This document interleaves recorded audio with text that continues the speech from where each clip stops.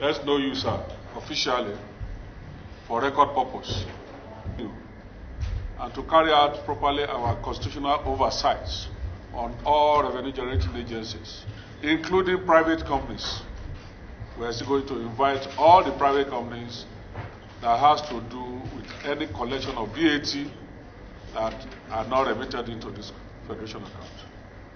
So one of our major revenue generating agency, and I know you have a structured system, but then it's also incumbent on us to let us see how far you have gone. I mean, what you inherited and how far you've done. Thank you. So you present your reports from 2014.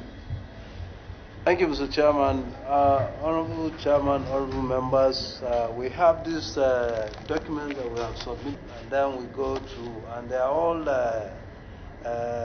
based on yearly segregation. The first one is on 2014-2015 response, to which you asked for our internally generated revenue covering 2014-2015.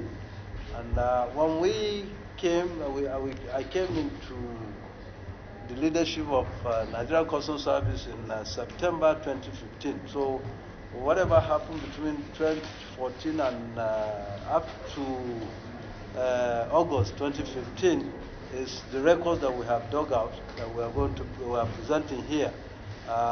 We all of us here were not responsible for what happened. But then when you see what has happened is that the revenue were generated, Mr. Chairman, were because of before the advent of TSA, we were collecting this revenue and then remitting it, and then we get receipts as an acknowledgement for the money we remitted. So this paper that we have before us will show you in details. Page 1, the collections every month and the total. Then the subsequent pages, the total that we collected in by December is 10,163,482 naira 94 kobo. And the next page 3 will show you the receipt that we received after remittance. Also, page 4 is received after remittance of 74,000, and then page 5, Mr. Chairman, is a remittance received of 14,000, and it goes like that up to the amount that we have stated. That is what this document contains for as at then. Then in 2016, which is, of course, the whole year that I will now have to take responsibility for, then the TSA regime has come into place, and therefore we do not need receipt, because payments are done straight through the payment portal, and they are remitted to the respective accounts as based on its segregation. It goes to central bank. So if you look at page 1, Mr. Chairman, you will see the collection, and also the collection increased because we have streamlined the process of auction. We have also streamlined the process of contract award because we now have tenders board in place. We follow the due process of the PPP in order to ensure that all our projects are authenticated and meets the requirements of the Act of the PPP. So that's what necessitated the increase in we do tender, and then we get tenders fees, and those are the ones that you will see on page 2, general tender, and then we are supposed to charge fees, and that's what necessitated the increase in the collection of the fees that from the revenue, internally generated revenue. The small figures that you see, I mean, small writings in on page 4 also amounts that we collect as we go on. Some are even credit from the bank. Some are collections based on the contracts, and then every collection that we did is recorded under the name, and then my chairman and my fellow honorable members, if we go to the nitty-gritty, you will see every kobo that is collected is accounted for, and through our own portal. Here, like I explained earlier, we do not collect receipt because we don't even collect the money cash anymore. It's remitted by the payee into the account, and all we have is reconciliation information that comes to us to ascertain that the payees have paid what is expected of them to the account that is existing. And that is the practice up to this moment. It goes through all our receipts, be it duty, be it internally generated revenue. They are all paid through the receiving banks and then remitted to the central bank. And then the central bank have these accounts, and the money will now be broken into those various accounts, levies, duties, and then I think those are the basic things. 2015. What I saw here is contractor registration mainly. All your income, sales of auction, sales of stores, contractor registration fee.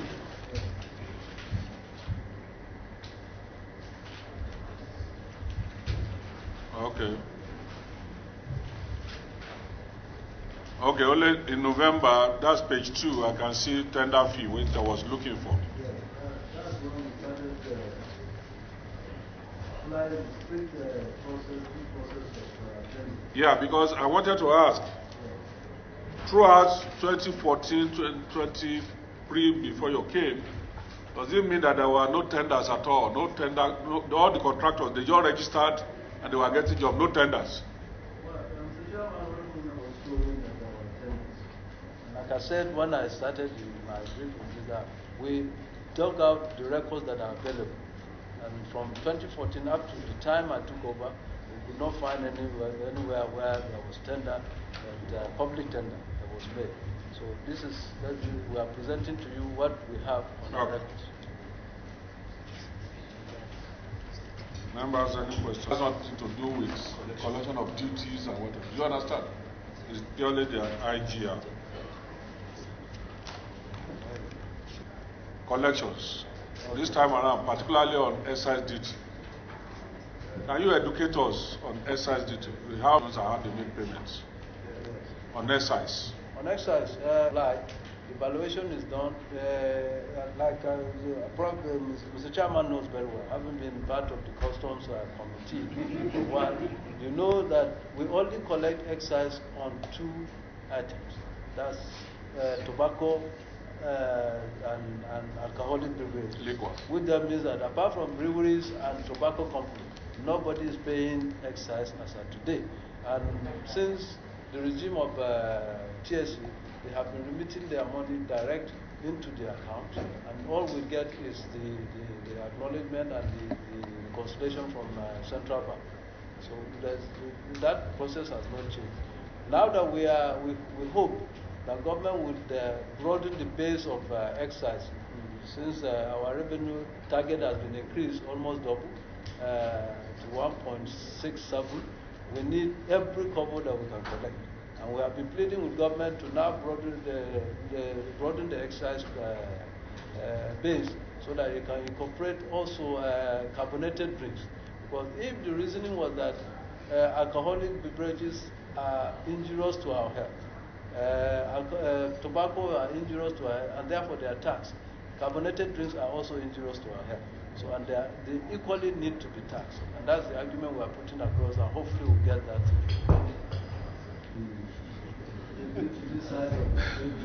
I agree with you that the soft drinks too are very injurious, because the level of sugar and whatever is there is the valuation is done based on what? Is it on the production? Maybe your valuation on excise duty is based on production per. What's the rate? The experts who should have been here, some of them are in the house. We are supposed to be in. Thank you.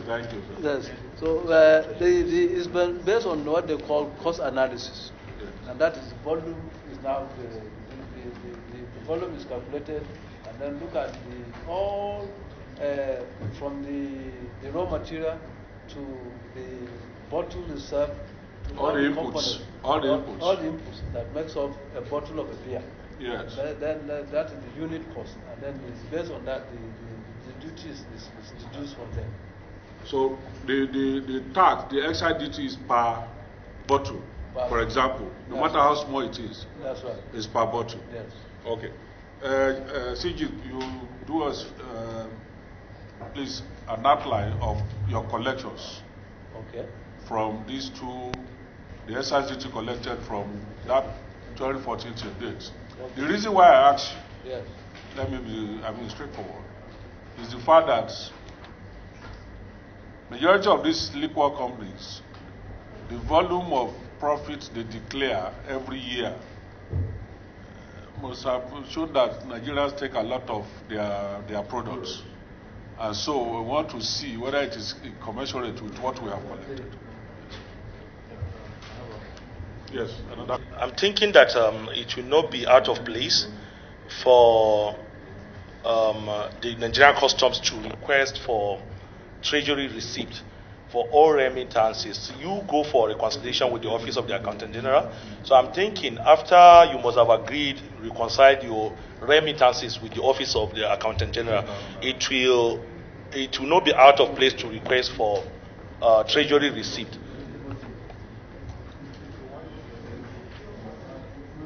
You do in spite of the TSA, you go for reconciliation for treasury receipt after you might have agreed on a particular reconciliation period. Yeah, I think it's better if you have that for record purposes.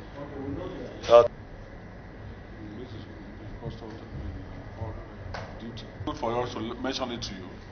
In 2014, you are indebted to the tune of 88,000 naira only.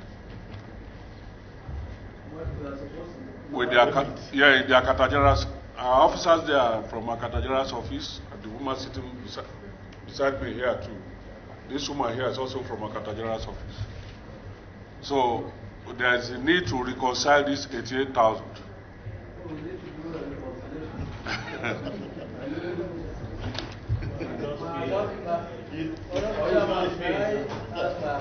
Okay, I can't. Honorable Chairman, honorable members, money collected. Yes. Vis-a-vis the receipt given to us by the Accountant General. Yes. You can see that when you add the sum, 74 to the end, plus 14 plus 10,750,000. It would tally. It tallies with what? It tally with our collection of 10. We are not saying it doesn't tally. What he's saying is that From the record. They are saying, based on their figure, yes, we are short by 88,000. 88,000. Not with your receipts. Okay. We will do that. Exactly. We need to do it. So that it will be completely clean.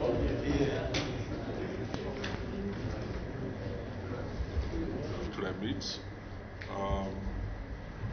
Unfortunately, the little records they have in 2014 is so minimal. So the outstanding, according to Akata General's office, is just 88,000 naira, not million, thousand naira. Some had a study of billions. Yours is just 88,000. So it's a welcome development.